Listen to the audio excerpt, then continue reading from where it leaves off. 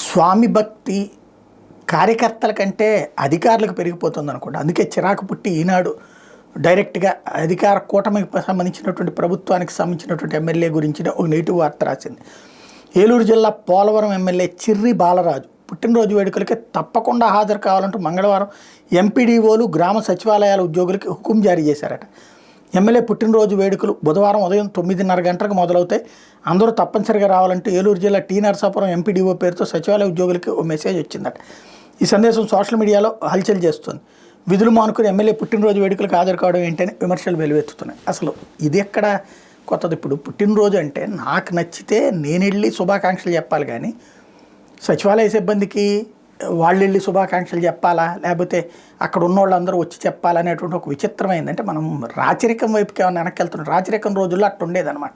నువ్వు తప్పనిసరిగా కనుక రాజుగారికి శుభాకాంక్షలు చెప్పబోతే నీ మీద పన్నులు ఎక్కువ పడతాయి, లేకపోతే నీకు రాజుగారి పట్ల విధేయత లేదని వేధించేవాళ్ళు. అట్లాంటి స్టేజ్ కొత్తగా వచ్చినట్టుంది.